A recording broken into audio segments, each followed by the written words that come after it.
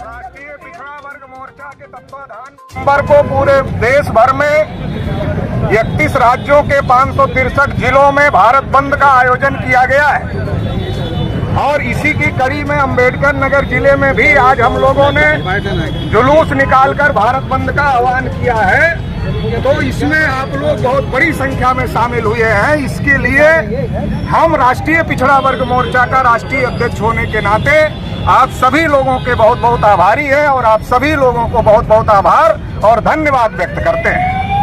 साथियों, जैसा कि आप लोग जानते हैं कि आज जो राष्ट्रीय पिछड़ा वर्ग मोर्चा के जो मुद्दे हैं उसमें एक मुद्दा है कि ईडब्ल्यूएस आरक्षण लागू होने के बाद अब जो 50% आरक्षण की क्राइटेरिया थी वो खत्म हो गई है। इसलिए मंडल कमीशन ने ओबीसी को 52% माना है। तो सरकार अगर ओबीसी को मानती है 52% तो 52% आरक्षण ओबीसी को लागू करे, नहीं तो ओबीसी की जाति आधारित जनगणना करके जितनी संख्या है उतना आरक्षण लागू करने का काम करे। इसी के साथ बड़े पैमाने पर निजीकरण हो रहा है। मोदी जी ने कहा था देश नहीं बिकने दूंगा, मगर आज देश बेचा जा रहा है। अडानी और अंबानी को गिरोही रखा जा रहा है, निजीकरण हो रहा है। इसलिए निजी क्षेत्र में भी आरक्षण लागू होना चाहिए। राष्ट्रीय पिछड़ा वर्ग मोर्चा जिंदाबाद जिंदाबाद जिंदाबाद। इसी के साथ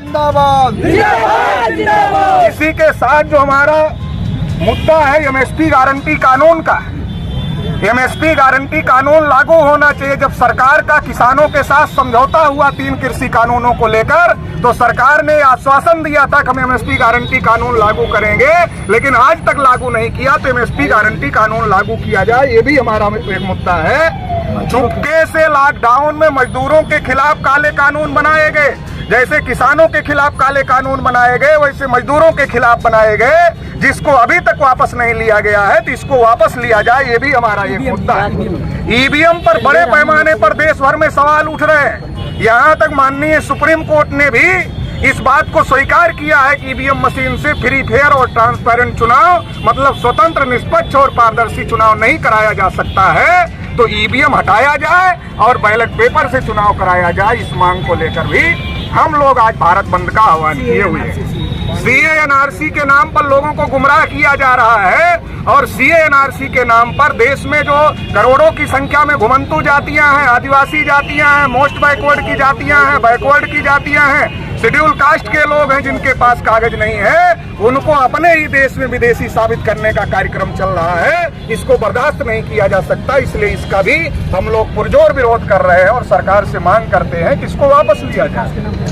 विकास के नाम पर देश भर में आदिवासियों को उनके जल, जंगल, जमीन से खदेड़ा जा रहा है, जबकि संविधान की 5वीं और 6ठी अनुसूची कहती है कि आदिवासी जिस इलाके में रहते हैं वहां के जल, जंगल और जमीन पर उनका ही अधिकार होना चाहिए। इसके बावजूद भी खदेड़ा जा रहा है। इसका भी हम लोग विरोध कर रहे हैं और इसको बंद करना चाहिए। बड़े लंबे समय से कर्मचारी पुरानी पेंशन बहाली की मांग कर रहे हैं। विधायक एक दिन के लिए विधायक होता है, जीवन भर पेंशन लेता है। सांसद एक दिन के लिए सांसद होता है, जीवन भर पेंशन लेता है। कर्मचारी अपने जीवन की 60 साल की उम्र तक देश की सेवा करता है, उसकी पेंशन बंद कर दिया गया। ये अन्याय है और हम मांग करते हैं कर्मचारियों को पुरानी पेंशन स्कीम बहाल किया जाए। आज तक आजादी के 75 साल में आरक्षण लागू करने के लिए कानून नहीं बनाया गया।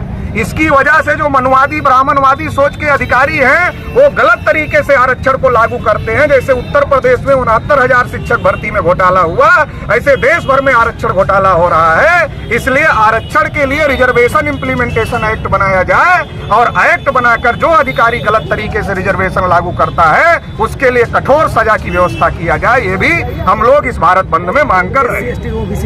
एससी, एसटी, ओबीसी छात्र जो कि छात्रवृत्ति लेकर पढ़ते हैं, उन छात्रों की छात्रवृत्ति को रोक दिया गया है, जो कि बहुत ज्यादा गलत बात है। इसका भी हम लोग विरोध कर रहे हैं। तो इन तमाम मुद्दों को लेकर आज हम लोगों ने भारत बंद का आह्वान किया है। अंबेडकर नगर के पुलिस प्रशासन ने भी इस भारत बंद में हम लोगों का साथ सहयोग किया है और शांतिपूर्ण तरीके से हम लोग निकल करके पूरे अंबेडकर नगर में अपने दुकानदार भाइयों से और तमाम भाइयों से अनुरोध करके भारत बंद का सफलतापूर्वक आयोजन किया है।